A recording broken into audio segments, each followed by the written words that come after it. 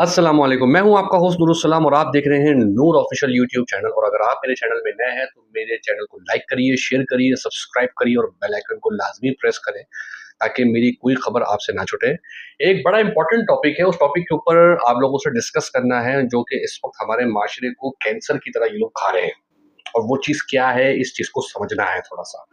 मामला ऐसा है, हमारे यहाँ एजुकेशन सिस्टम, और वो एजुकेशन सिस्टम ऐसा हो चुका है कि हमारे यहाँ एक तरफ अगर डीएलए या टीटीपी जो दहशतगर्दी कर रही है ना, वो तो कर रही है, लेकिन दूसरी तरफ ये हमारे यहाँ एजुकेशन सिस्टम या एजुकेशन माफिया किस्म की दहशतगर्दी करके हमारे माशरे के बच्चों को जिस तरीके से तालीम से दूर करने की तैयारी की जा रही है, ये ऐसा मामला है कि इसके ऊपर अगर हम ना डिस्कस करें तो हकीकत बात ये है कि ये हमारे लिए भी सवालिया निशान हो जाएगा।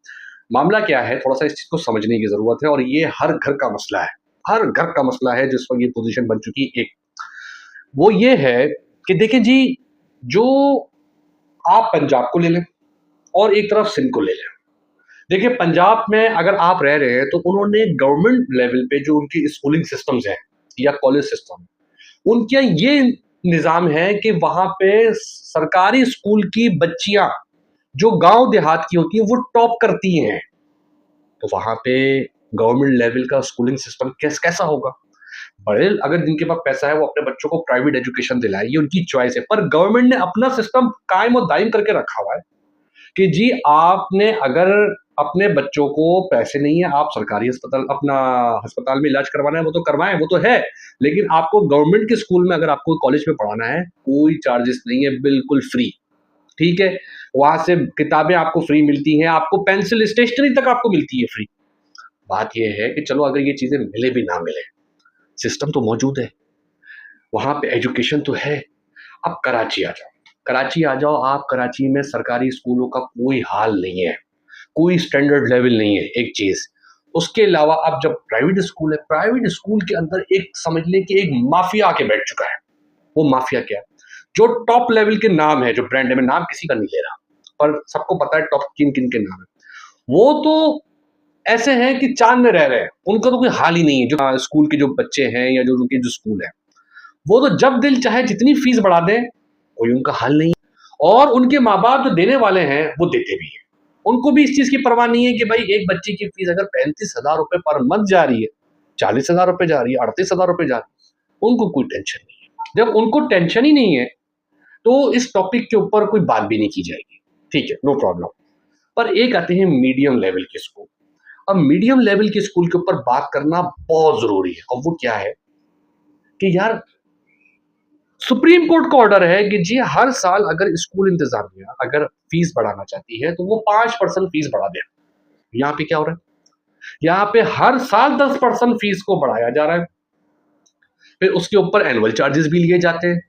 फिर मजे की बात यह है कि आपने यूनिफॉर्म लेना है, आपने अपना जो सिलेबस लेना है, एवरीथिंग कुछ भी लेना है, आपने स्कूल के अंदर से ही लेना है। स्कूल इंतजामिया ही आपको बेचेंगी, या मतलब दूसरे कोई काम ना करें, सारे काम ही यही लोग ही कर लें। अच्छा, दूसरा बात यह है कि इस आज की तारीख में एक बच्चे की स्कूल की फीस जो जारी है, जिसकी हम आपको एजुकेशन बोलेंगे बस ठीक है, बस ठीक है। अगर हम बोलेंगे जी बड़ा टॉप लेवल का है तो शायद हम एमओको की जन्नत में रह रहे हैं। वो फीस का स्टैंडर्ड है 8, 8.5, 10,000, 9,000। जिसका बच्चा मैट्रिक लेवल का बच्चा है, जो वहां पे क्लास 3 2 4 5 में पढ़ रहे हैं और नॉर्मल स्टडीज है, कोई खास नहीं है, ये मैं कैम्ब्रिज की बात नहीं कर रहा। और ये हर साल फीस बढ़ाए जा रहे हैं। क्या है? पैसा बहुत कमा लिया है, ब्रांचेस की बात लगी हुई है, आबादी का लोड है, आप कुछ करो नहीं करो, बच्चे आ रहे हैं, लोग पढ़ रहे हैं। अब इसमें जो लोगों की हैसियत नहीं है, जो लोग परेशान हैं, जिनकी पोजीशन टाइट है, क्या वो इंसान नहीं है? एक चीज, वो कौन सी मखलूक है? किसका किसकी जिम्मेदारी बनती है? सरकार की जिम्मेदारी बनती है कि सबसे पहले अगर एक स्कूल की स्ट्रेंथ है, उसके पास बच्चा अच्छा खासा है और वो इनकम जनरेट कर रहा है, तो उनको फीस बढ़ाने की इजाजत नहीं होनी चाहिए। और अगर वो फीस बढ़ाते हैं तो जो सुप्रीम कोर्ट का ऑर्डर है, आपने 5% से ऊपर नहीं बढ़ानी।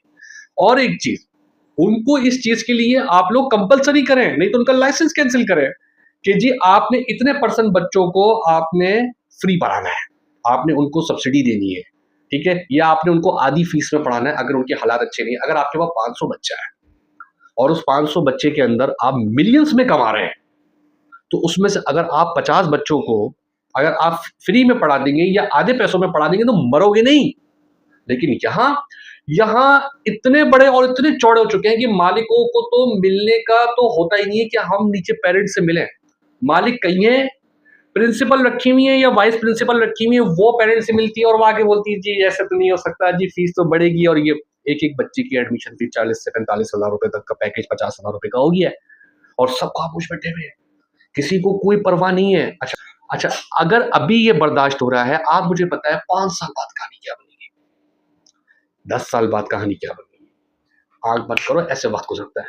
अब जब ये ऐसे वक्त गुजर रहा है, ठीक है, आप मुझे बताओ कि लोगों के हालात और मामला, जो मिडल तबका आज थोड़ा मुश्किल में है, कल ये और मुश्किल में आ जाएगा, तो वो जो बच्चे एजुकेशन से महरूम रहेंगे, किसकी जिम्मेदारी होगी। अच्छा, हमारे भी सुप्रीम कोर्ट के जज साहब फैसला देके खामोश हो गए, ठीक है, उन्होंने अपने वर्डिंग्स दे दी, उसका इम्प्लीमेंट कराने का जिम्मेदारी बनती है सरकार की। सरकार तो कहीं नहीं है, ना पानी है, ना बिजली है, ना गैस है, लाइट उनकी मर्जी है, आप कौन से एरिया में रह रहे हो ये आपका नसीब है, ठीक है। अगर आप उनकी गुड लिस्ट वाले एरिया में नहीं रह रहे हो तो फिर आपकी कुत्ते वाली जिंदगी है, और अगर गुड लिस्ट वाले एरिया में रह रहे हो तो फिर आपकी जिंदगी अजीब बचत है, लेकिन फिर आपने टाइट बिल देने हैं। ये हाल किया हुआ है इन लोगों ने, और इनको पकड़ने वाला या इनको लगाम देने वाला कोई नहीं है। और 100 में से 75% स्कूलों का इस वक्त हाल ये है कि इन्होंने पेरेंट्स को अपने पैरों की जूती के नीचे दबा के रखा हुआ है। मालिकों को तो ऐसे बस नोट गिनने की मशीन उन्होंने लगा दी है, इन्वेस्टमेंट कर दी है, बस लड़ के पैसा कमा रहे, मिलियंस की इनकम है, मिलियंस की इनकी। आप सब छोड़े, आप इनकी सवारियां देख लें, इनकी ऑल्टरनेट बिजनेस, इनके पीछे सिर्फ एफआईए के लोगों को लगा दो, लग पता जाएगा कि इनके कितने हसासे हैं। आप गिन नहीं सकते, अरबोपति तो ये छोटे अल्फाज है, ये खरबपति लोग हैं, और लोगों से किस तरीके से खून चूस रहे हैं। मेरे नजदीक जो इस हमारे माशरे के अंदर दहशतगर्दी फैलाकर जो हमारे माशरे को नासूर बना दिया है, कैंसर बन के वो इस माशरे में रह रहे हैं, हकीकत बात ये है, ये भी दहशतगर्दी है कि हमारे सिस्टम में से एजुकेशन को आपने खत्म करके रख दिया है। एजुकेशन पैसे की रह गई है, आपके पास पैसा है तो आपके बच्चे काबिल है, आपके पास पैसा नहीं है, आपका इंसान रहने का आपका कोई हक नहीं है, आप मर जाओ, कोई पूछने वाला आपका नहीं है। पैसा है तो आपकी इज्जत है, पैसा नहीं है तो आपकी घर में भी इज्जत नहीं। ये हमारा हाल हो चुका है। हकीकत बात ये है, या तो भाई लोगों को इजाजत दे दो ना कि भाई आप करप्शन करो, कुछ भी करो, आपने सरकार को भी इतने पैसे देने और अपने बच्चों को भी ऐसे पढ़ाना है, तो आप लोगों को खुली इजाजत दो ना कि भाई आप करो 2 नंबर का, हम आपको नहीं आके रोकेंगे। अब बात ये है कि लोगों के आपने सारी रस्सियां बांध के रखी हैं, इतना सा काम के ये टैक्स तो ये टैक्स तो फलाना टैक्स तो ढींगा टैक्स, और उसके बाद लोग कितनी मुश्किलों से अपने बच्चों को पढ़ा रहे हैं कि यार कोई मवाजना नहीं। देखो, जिसके पास है अल्लाह पाक उसको और दे, लेकिन जिसके पास नहीं है मैं उसके लिए आवाज उठा रहा हूँ। हकीकत बात यह है, सब चुप होके बैठे हुए, किसी को परवाह नहीं है, और स्कूल वाले इस वक्त बदमाश बन के बैठे हुए, खुदा की कसम फ्रॉन बन के बैठे हुए। अगर इनको एहसास होता तो ये स्कूल वाले लोगों को सब्सिडी देते, लोगों को बोलते कि जी आधे पैसे हम उठाने के लिए हम तैयार बैठे हुए हैं, कि अगर आपके फीस देने की आपकी हैसियत नहीं है, ठीक है, हम अपने कोटे सिस्टम में डालते हैं, आधे पैसे आप दो, आधे पैसे हम देते हैं, समझ में आता है। लेकिन या ये बात नहीं करना चाहते, तो किस तरीके से ये निज़ाम और मामला चलेंगे, इस चीज़ के ऊपर आवाज़ उठाना बहुत ज़रूरी है। मेरी वीडियो को लाजमी शेयर करें ताकि लोगों तक आवाज़ पहुँचे, हकाम बाला तक आवाज़ पहुँचे, और मेरी वीडियो अच्छी लगे तो प्लीज़ लाइक करिए, शेयर करिए। मिलते हैं अगली वीडियो में, फ़ी अमान अल्लाह।